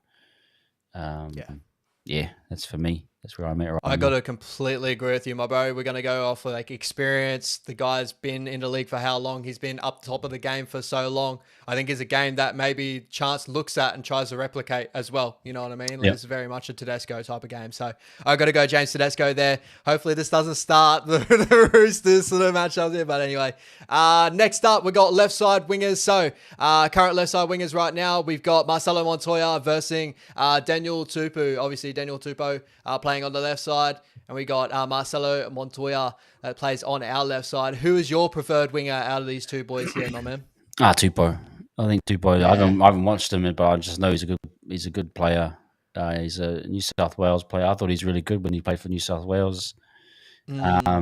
Tall, strong, good in the air, good finishing. Yeah, just cut above for me from Montoya. Yeah, I got to agree there too. And, this is not bashing Montoya or anything anyway. We're talking about like a Blues representative. Like we're talking Yeah, just about class. like one of the most consistent wingers in the competition right now. He's got like the game to take balls off, like, the crossfield kicks. He gets out of the back end easy. He defends so well. He's just a class winger, bro. He's one of the best wingers in the comp, in my opinion. So, moving on to our left side center. So currently our left side center, Roger Tuivasa-Sheck, and the Roosters left side center currently right now, Joseph Suali'i. Who you got out of those two boys there, my bro? I'll probably go Suali. Yeah, I mean, I haven't watched much of him, but I just know he's. Yeah, I just think he's. Roger isn't having the greatest time yet here as a center. A lot of his work, he's been doing great yardage work, but not as. We need us a bit more at the center position, but I just know Suali's probably doing a lot better. And in this situation, I'll probably go Suali. So out of these two boys, I kind of replicate these guys very similar in my way. Like, Suali'i to me doesn't suit that left side center. And if you watch Roosters games in that last season, it was very evident that he was not a left side center. I feel like he's grown a little bit more this season. He's got more confidence in his game and that. I feel like we haven't given Roger the best opportunity to really shine that center role. He doesn't get a lot of ball into those one-on-one looks on the edge to really create the 2-on-1 situation, stuff like that. But like, we got a work rate, I'll sway to Roger. But overall, at the moment as a left side center, you got to go Suali'i on form right now. He gets a lot more opportunity to show off his form. I think Roger's form is all, work rate, and that's really the way I kind of see it. So I would just say Suali'i, but like, I do believe that we need to start like just allowing Roger to grow in this position and just give him time here, because, I believe there is a viable position for him in that left side center if we use him properly. His defensive work's been good, man. Like, unreal. One-on-ones have been really good.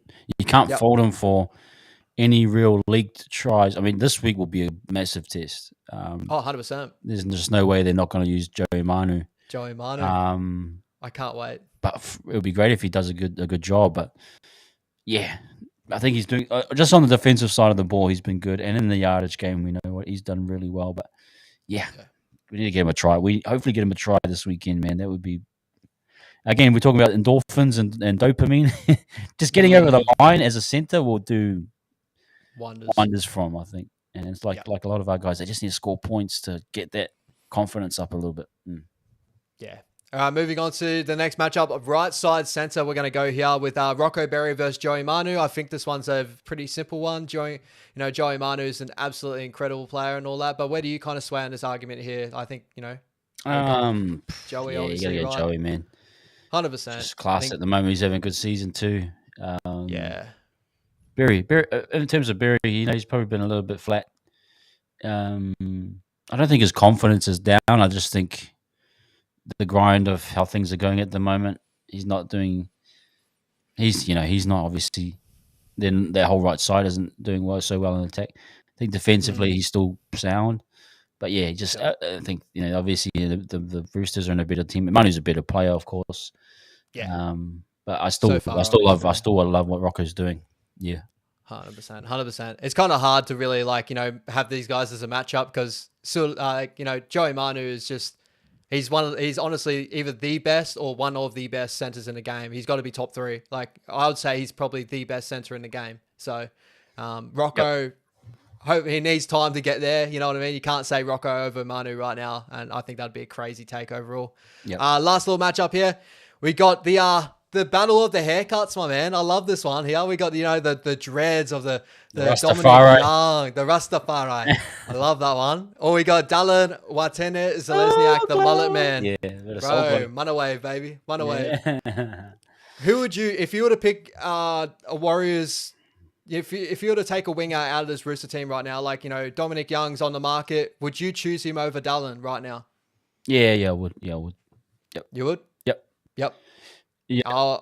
I would have to say yes. And I think the only thing that will put me over that argument as well too is the speed that Dominic Young possesses is something that we kind of do lack a little bit in our side. Can I ask you, bro?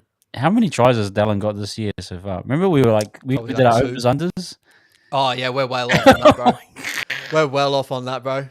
I was hoping you didn't bring that up. No, I just remember that one. Nah, it's good, bro. Those OG followers of the stream, we did it overs unders. Is that 5, bro? Is that 5 this season? That's actually surprising to me. Yeah. I thought Out of 8 games, he's had 5 tries. You know what I mean? That's actually hectic. Not too bad, but yeah, and they've all been tough. They've all been tough. But out of the two, I got to go Dominic Young, man. His speed, bro, is on a different level. His speed, bro. Yeah, the top end speed, eh? And the breakaway. If you think about it, like I was watching, who's the guy? Giorgio, the guy, the speed guy. Not Roger Fabry. Yeah, Fabry, and he's talking about the difference between speed and fast, and quick. Yeah. See, I think Dallin is quick, probably, whereas I think Dominic's like fast. So his top end is really, really good too. Yep. Which just puts him on another level for me. Yeah. It's like a Jason Saab, bro. Saab. So he was saying Reece Walsh is quick, but Saab is fast. Yeah, Saab is fast. So like Reece Walsh is good in the 20-meter range, but then Saab will chase him down over 80 meters. You know what I mean? Yeah, Reece between the 10 to 20, like the 10-meter mark, he's going to burn everyone. But like we've seen it with Reece, like, you know, when we played under us, you know, the big intercepts he'd get, and then he'd get chased down by him and Lukey at the Cowboys and stuff like that. You know what I mean? Like, you won't ever see that with, like, you know, Jason Saab and stuff. You know what I mean? No, they're gone. Unless you got Philip Sammy or something running them down. But overall, like, you know, I would give a little bit of credit too back to Dal. Like, if you're actually going to look at both these wingers, I feel like Dominic Young, more so for me, is more of an inconsistent winger. Like, he can have these blinders of games. He's still yet to get that out of his game. He has a lot of errors in his game as well too, and we'll touch on that a little bit later on coming to the weekend. So that's maybe Dal has errors in his game, but I feel like sometimes Dal is a little bit more sturdier. But Dominic's speed and his ability, his athletic ability, puts him over the top of Dal in my opinion. How tall are these that back line? Apart from Teddy, tall, bro. Was it Tupou, 6'4" or something? Manu, they're all like 6'3" or 6'4". 196. I mean, our guys aren't too bad either, but like those guys are just monsters, eh? You see that 200 centimeters? God damn. Yeah, Dominic Young, 200 centimeters tall, bro. Ugh. A 6 foot something, 3 maybe. What's Monty? 189. Monty. He about as tall as me. That's crazy. 6 Brother foot. is. They're not small. They're not small guys, but you know, it's like, man, you just think of those guys, they just look like monsters. Well, that complete back line's full of monsters, bro. Like, you know, Manu's up there in that 6'3" range. Suli's around that range. Like, they're just athletic phenoms. And the Roosters just, this is the way it is. But moving on to the halves battle, my bro. So this one's I feel like this one's a really, really good one. For me, out of these 4, I'm taking Tamade Martin out of this one. And now it's up to Sean Johnson, Sam Walker, and Luke Keary. Yep. Unless you have different thoughts there. But who would you pick out of those 3 to be the best halves combination out of these guys here? Sheesh. It's a tough one. I know Walker's doing really well. I still take Sean. For me, I do. Yep. So I'll take Walker. I think he's got. I like his off the cuff style. Plays with a bit of freedom. That's what we're needing right now. Yep. Yeah, I'd take Walker for mine. Yeah, current form, I'll take Walker. If we're going like obviously, you know, over the career and stuff like that, Luke Keary, we're looking at like short side raids as a 6. Like Keary is suited, like, you know, Sam Walker can play 6. Yeah, true. But you know what I mean. But like, Sammy Walker, bro, off the cuff. I'm sure if we get him on the out the back play, he'll sum up those options really well. Like that halves combination of Sean Johnson, Sam Walker. Ooh. If Sean can get him into I like it because Sam Walker, he's not afraid to take anything risky. Give them a good pack and they'll be good for it. Yeah. But I think that's close though. Like you could go Shawnee Keary for me, and you can go Shawnee Walker. I just don't. Unfortunately, like I love Tamade, but I just don't think Tamade is on that level yet. Ruru saying JWH 300th game. Holy crap! Mm-hmm. With the amount of how long has this guy been playing? Because he's had about how many suspensions has he had? Yeah, bro. You could probably have the record right now for most. Because what did Cam Smith get up to? Did he get up to 400? He got 400. Yeah. Sheesh. I'm sure he's missed a couple of seasons through suspension. Old Hargraves. He's been around for years, man. He's been around for years. Oh, good on him, like keeping himself in shape and, you know, like, mate, that's insane. As I say, his debut. Yeah. His debut 2009. Holy crap. What, he's been playing for 15 years? Imagine if he In didn't, the middle, bro. If he didn't if he didn't have all those suspensions, up he'd be there, bro. close to 400 gamer. 350. Yeah. Mm-hmm. Mm-hmm. Yep. That's crazy, bro. Especially in the middle too, and for like what his game is. You know what I mean? He is that alpha dog. I want to bash you up and all that sort of stuff. Like Yeah. to do that for 300 games and like could be more. Like and your body not fall apart on you. Yeah, that's nasty. But But yeah, let's we're gonna go run to the big party. matchup here.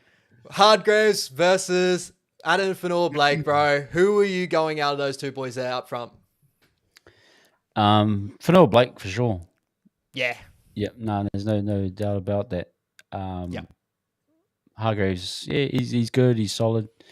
Enforcer. I mean, it'll be a big battle physically. Like Oh yeah. Collins and Hargraves aren't afraid to muscle up and put a hit on.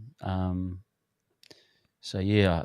But yeah, no, definitely for Adam right now. He's just still very like I said. He'd be the one to quit on the team because he's going somewhere else. But this guy's just true professional. He stands up every week. Yeah, bro. 100%. All right, moving on to hooker, bro. We got the Cheese versus Wade Egan, my bro. Who would you prefer as a hooker currently right now? I gotta go Smith. I mean, Wade is just. I feel for him. He's not in the greatest of spots. The team isn't going well. To be honest, though, I'd still take Wade based on like the skill set I want in a Of hooker. a hooker? Yeah. Yeah, Cheese is a toilet, and some of his option taking isn't the greatest. His pass isn't the greatest. No. He's a bit of a meathead at playing hooker, really. But yeah, I'll take that back. I'll take Egan for sure. Yeah. Yeah, I'm saying Wade Egan mainly on the hooker skill set overall. But like as a football player, I love the Cheese. Like, I think that's what we both kind of agree on, eh? Like, as a football player, the Cheese, like his energy, his work rate, his defense, stuff like that. But as a hooker, Wado, deceptiveness out of the ruck, passing game, like what a hooker is supposed to do. He probably does it as a better click than Cheese. Yep. Moving on to prop, bro. Lindsay Collins versus Bunty Afala. I feel like this one should be a very quick one for me, but yeah, I mean, I love Lindsay Collins, but don't you dare. Oh no, it's just night and day. All I'll say is Bunty, just stick to your game plan, eh? That's all you can do. Lindsay Collins is another tier of prop. Yeah. And Lindsay is just a workhorse. But he definitely wins that matchup. Yeah. Yeah, I'm going Lindsay there too, my bro. Queensland rap, baby. Moving on. I had to throw that out there. Moving on, we're going to go left side edge back rower. So currently left side edge back rower is Angus Crichton. And judging on the way I'm thinking from last week, I think Mitch Barnett will probably play on that left side unless there's talk about anything else. Is there any other talk you reckon? Yeah, probably will play the left side. He play left. So we're going to go Angus Crichton versus Mitch Barnett. Yeah, this is tough for me. I'll take Crichton. Yeah. He had a great game last week. Yeah, I don't know. I want to give Barnett, but really seeing Barnett as a middle guy. Like I would have liked to see Collins versus Barnett. But now that's on the edge. Yeah, I'll probably give Crichton just the edge there. And this is what makes it tough on me, bro, is the exact same argument. Like, as an edge back rower, I'm going Angus Crichton every day of the week. Like, as a player through the middle, like Mitch Barnett, I love Mitch Barnett. But if we're going this matchup, left side edge back rower, Angus Crichton at the moment is getting back into that form that we all knew and love about Angus Crichton in the past, or we hated if you're on the opposite end of the spectrum there. Yeah. Right side edge back rower, Nat Butcher versus Jacko Ford, my man. Where you head at? Nat Butcher. I just think he's a good player. I hate Nat Butcher. He's one of the top. The guy, the way he lies on the rack, he does every possible cheap shot, every little trick in the book. But he's good at it. He's really good at it. Yep. Jacko is kind of, I think he's just like a lot of our guys. I think he's just going through something at the moment. Kind of maybe plateaued a little bit. I'll go Butcher there. Yeah, I'll probably sway. I'm going Matt Butcher 100% at the moment, but I honestly do think that Jacko probably has the ability, like the potential to be better than a Nat Butcher, like on his day, everything going right. But it's the consistency thing with forward that he has to get into touch with at the moment, and that's where Nat Butcher kind of strives. He's just an 8 out of 10 every game, and out of nowhere, he's starting to have 10 out of 10 games too. So he's definitely in form currently right now. And at the 13 battle currently right now on the market, if you had Victor Radley on the market, would you take him over Tohu Harris right now? Yeah. And take, yeah, would you? Yeah. I just think Tohu's just a bit tired.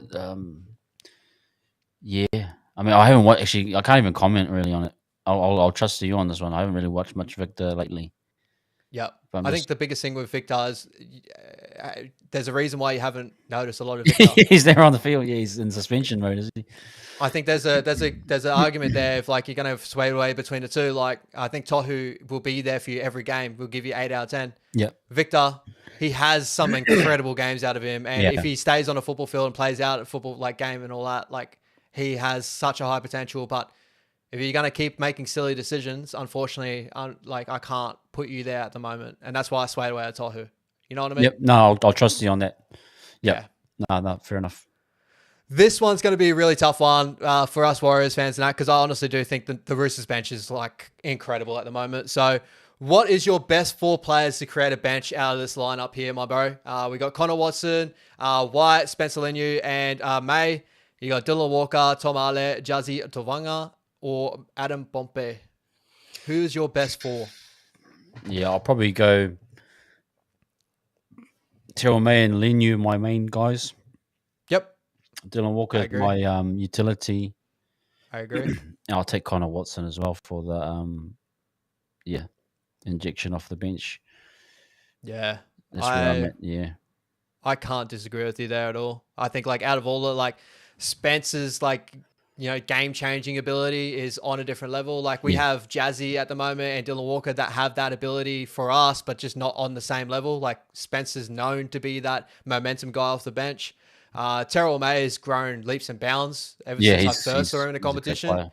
Like when people are starting to say he was really, really good, I was like, I need to start knuckling down and watch him more, because from what I knew in the past, like I'd never seen this out of, you know, Terrell May, but he's grown leaps and bounds, looks incredible. I've actually really enjoyed a lot of Nafahu White's game at the moment. I think he's got a good game. Really, he got selected Kiwis as well. He's a good player. Good little player. But if I was to pick it, I got to have Dylan Walker there, and I love Connor Watson. So Connor would be my 14. Dilla would be my more 13 like rotation there, and my 2 big boys would be Spence and Terrell. I completely agree with you there. So overall, I'm not even probably going to count that, but I think that was a majority slide to the Roosters. Yeah. Overall, and I think that's been our first time this season, my bro. And like I think that just shows kind of where we're at the moment. You know what I mean? But I think the Roosters are a team though, comparatively to all the best like big teams in the competition. On paper, they've always been one of the better looking sides on paper. And I think this is the biggest thing with the Roosters is the Roosters are still yet to, they're in form right now, but they're still yet to show everyone they're consistent to go 3 games on a trot, 4 games on a trot right now. You know what I mean? And we have an opportunity here to really change our season and really change the view on us right now. And I think the ability of the Roosters paper on lineup, if we get over the top of them in this game, is going to do wonders for the season. It's a lot easier said than done. But this is the moment now. We need to start looking at these games and going, okay, you said to start the season, we got to beat big teams. This is a big team. This is it, man. There's nothing bigger. Like, and I think this is really good to do a combined 17. Like, none of our guys, the majority of them, I think we gave 1 to SJ and Adam, Egan, and Tohu. Yep. So 4 out of 17 guys. The rest, the other 13, like we are definite underdogs here, and I think 100%. We need. And so that's great. That's great for us. Yo, big up Killer, man. Killer, what's going on? Bro, you are incredible. I actually watched the stream last night, Levon, and I saw Killer just dropping gat. Bro, you are unreal, man. Thank you, Killer. I don't know where you come from. We appreciate you, brother. And like all the stuff that you're doing, I know it's we don't ask for it. We appreciate it at the bottom of our hearts. It's going to help the channel grow, bro, and we appreciate 100%. That, Killer. 20 piece. Hey. I hope so, my man. We would love that. But no, bro, from the bottom of our hearts, we appreciate it, man. Thank you very much. Honestly, it means the world to me, bro. Like, yeah, we appreciate the support. Thank you, Killer. You don't have to, but we love it. And thank you. We will continue to do what we do. Yeah, bro. Back to what else is like. Again, this is the first time genuinely where we're outnumbered and we're outclassed. We're away from home. This has to be this just has to be a great moment. You're underdogs. You're not expected to win. Mm-hmm. You shouldn't be on the bookies. You shouldn't even be close to winning it Yep. based on current form.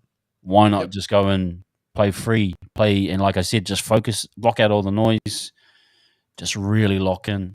I think the weather's going to end up being okay as well. Oh, okay. I checked it earlier before. There was rumors that it was going to be raining, but hopefully it is It might clear, which is we need a dry track. I think there's a validity to us that we are not the best, and we're the footy. Yeah. Line speed is just really laboured. So if it is a dry track, that would be great for us as well. But yeah, we're underdogs, man. This is like, and let's just take all the noise out around the game, and I think, man for man, just aim up, and I think trust the process. Like make sure that we're getting the cues and not forcing it. Mm-hmm. All those things, all the little details, but hopefully, they're I know they're away from family. It can be tricky, but you're all together as a team, man. You got more time to talk about things. You're not sleeping with, but you're sleeping in the same room, exactly. as guys, and you can talk about ideas, concepts. Like this is perfect time to come in, and get a win when teams aren't expecting you to. Yeah. 100%, bro. I got to add on top of that, this is the moment right now. This whole month is definitely season defining to a lot of people right now too, like overall. But, if we're going to take this one game at a time, this is those sort of games that if we get over the top of the Roosters can kickstart our season. I said it a couple of times already, but I honestly do believe that, we got two big games. That's what we should be excited about. I know we have been underperforming, a little bit underwhelming, but these are the games we should be excited about because these are a big squad that we should come up against and hopefully take it to them. Even if, if we come down, we get the loss of the day, I'll really want to see just us take it to them to the last second. I'd love a win, 100%. I just want us to take it to big squads like this and show energy, show we're up for the battle, and really get back to what we were early on this season, late last season. We were the team of what people were thinking we are. Because by everything we've seen, you've seen the Rugby League eye test and all that, bro. Yep. Have you seen? Amazing work, man. Yeah, Anyone, go check him out. Yep. Unreal. By all the stats, by everything, we're right there. I know sometimes it doesn't look like it. Sometimes I'm like when we're watching eye test, like on the actual game and that, but we are a couple of tweaks away from being a really, really good side. That's why we need to stick solid with the boys and just get around them. And my last little thing I really want to say about like overall is the way we're going, and that is the only way that Webby can sit down with people and tell them to, there's things you need to change in their game is if we use them and, to learn to trust them. You know what I mean? Yep. Shawnee, use Jacko. If he drops it 3 times, Webby can watch that tape. Why are you dropping the ball? What are you doing here? Where can we fix up the game? If you're not going to use him, there's not going to be any tape of what Webby can fix up here because you're just not using him. You know what I mean? Tamade Martin, same thing. Call for the ball, overcall for it. You get it wrong, all goods, bro. Come back again, try again. Webby's got all the weekend to watch film and understand where you're getting it wrong. That's the way things go. You can only learn if you continue to try and understand that every loss is a lesson. If you don't even try to shoot, you can't score. You know what I mean?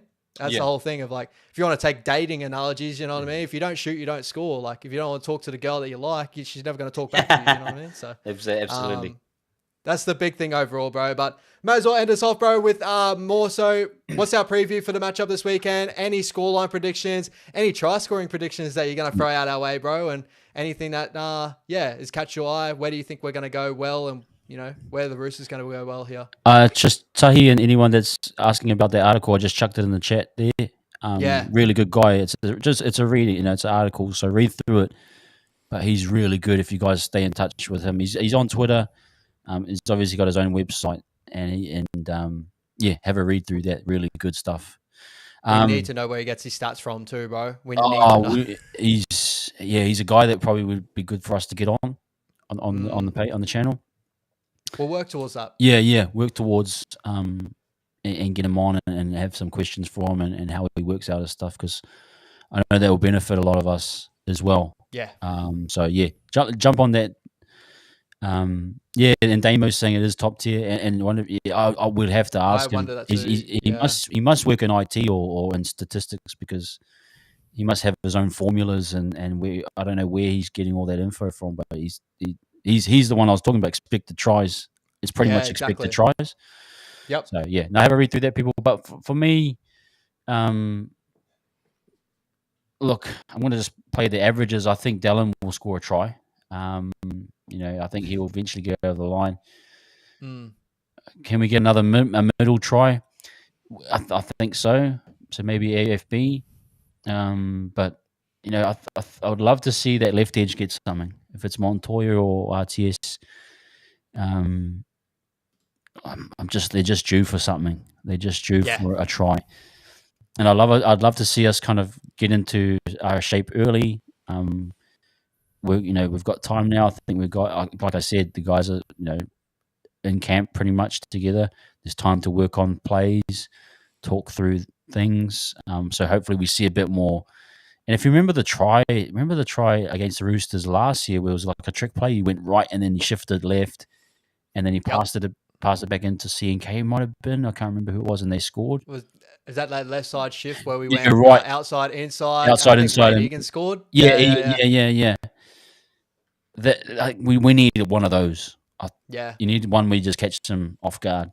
Like you need whether it's a kicking behind early in the count, kind of what Canberra did, or something. You just need a kind of a try just out of the blue to kind of to counter sometimes the refs, because you need a couple spare in the chamber to account for the bunker.